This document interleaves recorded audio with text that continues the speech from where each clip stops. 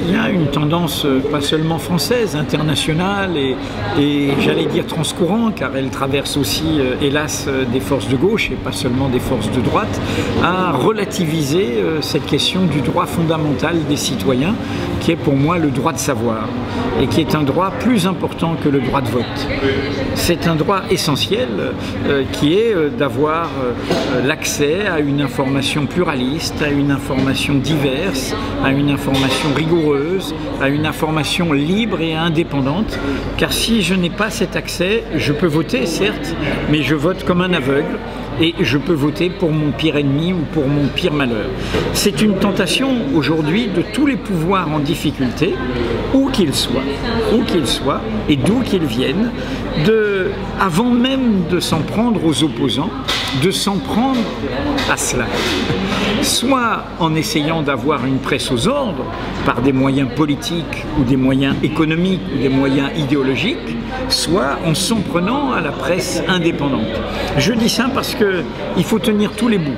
Nous, Mediapart, nous menons ce combat ici en France, mais nous sommes solidaires aussi de ceux qui le mènent dans des pays où il faut faire des transitions après l'échec d'expériences de gauche, et je pense notamment à l'échec de l'expérience bolivarienne au Venezuela, et je pense aussi à un pays que je connais bien, Cuba, où cette question-là n'est pas encore ouverte, et c'est une question essentielle.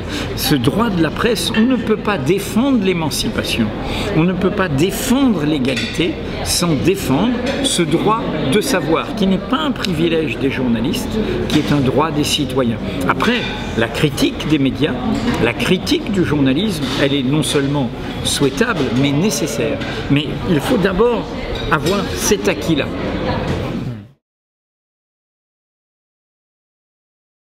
Oui, mais ça, c'est la bataille de Mediapart. Nous sommes un laboratoire pour montrer au public qu'il est possible de faire une presse indépendante en se saisissant de la révolution numérique. Nous n'avons qu'une recette, le soutien de nos abonnés. Seuls nos lecteurs peuvent nous acheter. Nous n'avons pas de recette publicitaire, nous n'avons pas cette marchandise qu'est la publicité, pas de dépendance publicitaire. Nous refusons toute subvention publique, nous ne touchons pas un centime de l'État et nous n'avons pas de mécènes qui contrôlent Mediapart, nous sommes maîtres chez nous. Et donc nous disons au public, jugez-nous sur pièce, votre liberté c'est de nous lire ou de ne pas nous lire, c'est de nous critiquer si vous le souhaitez, nous sommes un journal participatif, vous avez le droit de nous contester, vous avez le droit de nous prolonger, mais nous ne voulons vivre que grâce à vous. Et c'est là où l'expérience de Mediapart est une lueur d'espoir, car en 11 ans, nous avons montré, en résistant, que c'est possible. Que c'est possible de faire un journal rentable, profitable, qui a des bénéfices chaque année que nous réinvestissons en ne vivant que du soutien de ce public.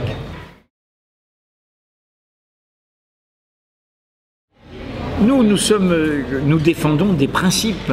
Donc nous défendons des principes que tout journaliste doit défendre, où qu'il travaille. Moi, je considère que nous sommes des travailleurs de l'information. Je ne suis pas dans la haine d'un journaliste qui travaille à TF1 ou d'un journaliste qui travaille au Figaro. De la même manière que je ne suis pas dans la haine d'un ouvrier qui travaille dans le nucléaire ou dans l'industrie de l'armement. Je l'incite à se syndiquer, je l'incite à se battre sur des principes, sur des valeurs sociales, mais je ne vais pas lui dire c'est un scandale de gagner ta vie comme ça. Donc qu'est-ce que je dis? Je dis que si je suis au Figaro, si je suis à TF1, moi Mediapart, ces gens-là, je dois les inciter à se battre pour l'intégrité de leur métier, là où ils sont. Je dis ça, c'est très important, parce qu'il y a une forme de critique des médias qui est hors sol, où l'on pense que pour informer vrai, il suffit de penser politiquement juste. Hélas, l'expérience des gauches au XXe siècle nous prouve que ce n'est pas forcément le cas. On peut croire qu'on pense politiquement juste et du coup ne pas voir des réalités. Ne pas voir des réalités qui ne rentrent pas dans le cadre de vos convictions. C'est l'histoire, hélas, du bilan du socialisme réel, où beaucoup de mensonges, beaucoup de tromperies. Donc si on veut renouer avec l'espérance de l'émancipation, il faut défendre cette idée qu'au fond, on doit d'abord se battre là où on travaille. Donc nous, Mediapart, on est du côté des travailleurs de l'information. Moi je suis syndiqué, j'ai toujours été syndiqué. Alors aujourd'hui je suis patron d'une entreprise, donc je paye ma cotisation directement à la centrale. Mais à Mediapart, il y a des syndicats, il y a des délégués du personnel, il y a etc. C'est-à-dire qu'il y a une société des journalistes. C'est-à-dire je crois qu'il faut défendre cette idée-là. Nous ne sommes pas en laisse, nous sommes des gens qui nous battons. Alors bien sûr qu'il y a des journalistes, et je les combats. Tout le monde peut voir dans les médias comment moi-même j'affronte un certain journalisme de gouvernement, de complaisance, d'éditorial, de blablabla. Mais je l'affronte en me battant pour l'honneur d'un métier, d'une profession. Pourquoi? Parce que ce métier, pour moi, il est au cœur d'une liberté démocratique. Ce n'est pas un privilège des journalistes, le droit de savoir. Et je rappelle toujours, c'est trop peu connu, on passe place de la Bastille, il y a la colonne de Juillet, les Trois Glorieuses, les ouvriers, les artisans du faubourg Saint-Antoine, il y a 500 dépouilles sous la colonne. Ils sont morts pourquoi en juillet 1830? Pour le droit de la presse, contre les ordonnances de Charles X. À l'époque, il y a le travail des enfants, il n'y a pas de limitation à la durée du travail, il n'y a pas le repos dominical, il y a la misère dans les fabriques. L'amenait un premier curé progressiste qui, avant le manifeste communiste, va faire sur l'esclavage moderne, il le fait à ce moment-là. Eh bien, il y a l'esclavage moderne et néanmoins, il y a des gens qui disent avant nos droits sociaux, il y a ce droit essentiel. Nous voulons être informés. Le savoir est une arme. Et ça, c'est l'émancipation. Ça, c'est les Lumières. Et nous, nous sommes au cœur de ça. Alors, en disant ça, je n'essaye pas d'idéaliser ma profession. Je me bats dans cette profession. Mais je me bats au nom de cet idéal démocratique.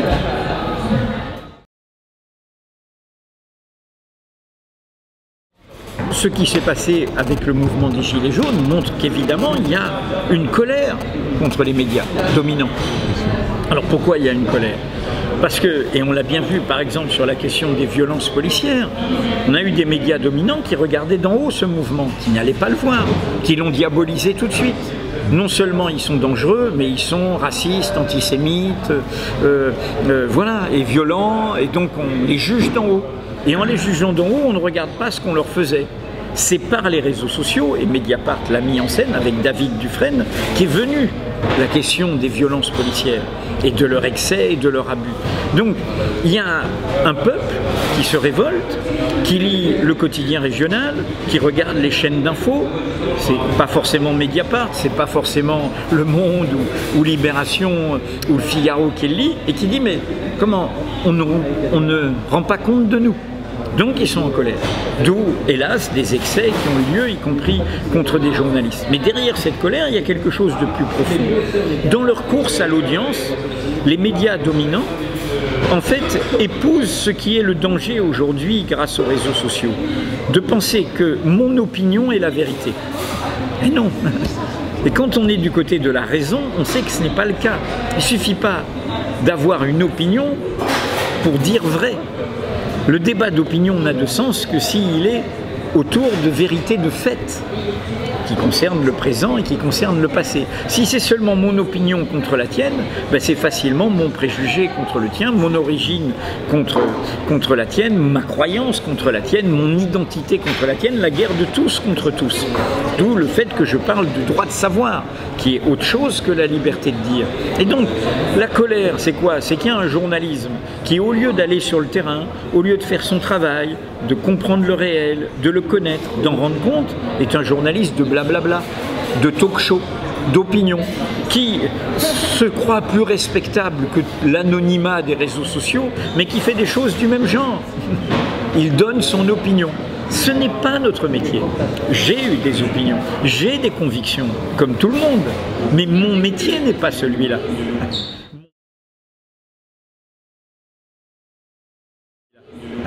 Mon métier, le rôle de Mediapart, et c'est ce qui fait que des gens de sensibilités différentes peuvent être abonnés à Mediapart, c'est d'apporter des informations utiles sur le monde, sur l'économie, sur la finance, sur la politique, sur la réalité sociale. Ça, c'est un journal utile. Un journal, c'est une université populaire. C'est un lieu où j'apprends des savoirs, où je découvre des savoirs. Et c'est pour ça que Mediapart, c'est deux univers, un journal et ce qu'on appelle le club, au sens par Rotary, mais club des Jacobins, club des Cordeliers, où on débat. Et où on peut, y compris, critiquer Mediapart, ou s'engueuler autour d'une information de Mediapart, mais avec une charte où on ne s'insulte pas, etc. Pour moi, c'est ça l'écosystème démocratique. Et c'est ça qu'il faut défendre.